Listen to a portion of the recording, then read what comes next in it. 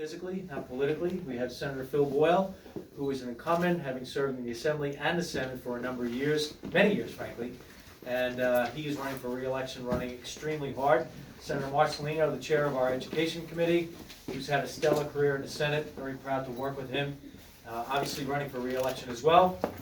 And sort of in the middle here, we have Jeff Bravado, who's a very long-term experienced local elected official.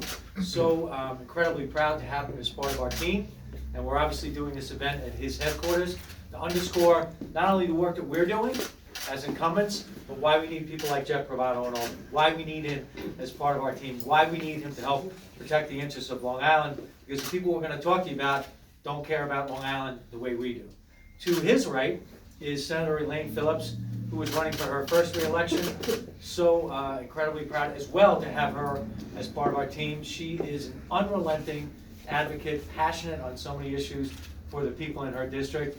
And in 2 short years, she has ingrained herself in her communities all across the district, is highly respected for her acumen and frankly for delivering and making sure that her district is well protected.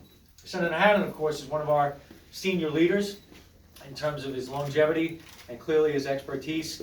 He is renowned for his work in the healthcare area, and particularly for an issue like what we're going to talk about today. We all take solace and comfort in knowing we have him as, I don't know, it'd probably be not only the quarterback, but probably the coach and the general manager in terms of, you know, what we want to get to. So I'm just going to make some broad brush things, and then, like I said, turn it over to Senator Hannan. We're here at, obviously, the campaign headquarters. If you look on the wall, it says days to election day 7. We're 1 week out. 1 week out. So for the people who want to listen, this is it. This is about the well-being of Long Island, where we are, where we're going to go. These folks up here have delivered. This gentleman will be delivering as he joins us next year. And we are here as the backbone of the Long Island region, Nassau and Suffolk County, independently but collectively. And I believe this right here in my heart. We have the taxpayers' back. We have their best interest at heart. And I'm very proud to be working with all of these folks, even our challengers in Jeff Bravado. So we're going to talk about healthcare, but we're going to talk about priorities first. So where we are, if you watch the Democratic debates, you see what happened in the Democratic primaries.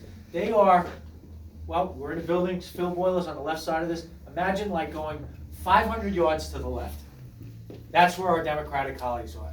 The governor came down here, met with Senate Democrats, made them all make a pledge, put it in writing, great theater. It's not worth the paper it's written on.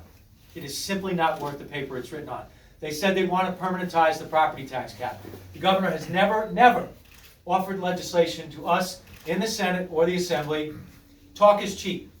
He's never offered anything to permanentize the property tax cap. And when we put our bill on the floor, 10 of the Senate Democrats voted no. The governor said he wants to have the state spending cap. He has never offered any legislation to do so. Not to the Assembly, not to the Senate, and when we pass the state spending cap, year after year after year, as the lone voice, and the only one really looking out for the taxpayers, the Senate Democrats, 20 of them voted no. Now, if you look at the construct or the people who are elected in the city of New York, 7 new members coming in. They're all socialists, which is their prerogative. But that's not in the best interest of Long Island. Frankly, I don't think it's in the best interest of the city, which I love. But I don't want the city to prosper at the expense of the taxpayers on Long Island. They support sanctuary cities. We don't. They support tuition for illegal immigrants. We don't. And if you look at the debates that take place in the discussions from the Democrats, they're not talking about cutting taxes. The governor's talking about extending the millionaire's tax. The New York State Assembly, in their budget proposal, they raised taxes by $20 billion over the next 4 years. $20 billion over the next 4 years. And Speaker Hasty says, oh no, I want a Democratic Senate. Imagine the travesty that would befall the taxpayers if that were to happen. So our priorities are different. We have voted to make the property tax cap permanent. We have voted to increase access to higher education. We have absolutely, unequivocally delivered for school districts on Long Island. Record increases year after year after year. It's the single largest component of our budget, along with healthcare, but we know what the priorities of the people on Long Island are. And by the way, we can also talk about quality of life issues. Senator Boyle, a couple of years ago, did 11 or 12 hearings within the space of about 8 weeks all around the state of New York. We had a very aggressive legislative agenda, working to make sure that we had access for people who have this type of issue, making sure that we had services available. And we also had something that the Democrats never really want to talk about. There's a holistic approach that you have to have. You got to go after the bad guys. They don't want to change the law. They want to coddle the criminals, and that makes it much more difficult to address those types of issues. This gentleman has been the greatest protector of the environment on Long Island. Water quality, brownfields, the Environmental Protection Fund. Senator Hannan was intimately involved this year in crafting $2.5 billion in water quality programs. Parenthetically, we had well over $6 million that we delivered in terms of women's health.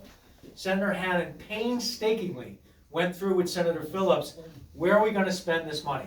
How do we make the best investments? That was done in concert with all the people up here. So when I said before, I'm going to repeat now, talk is cheap. I've been in Albany a long time.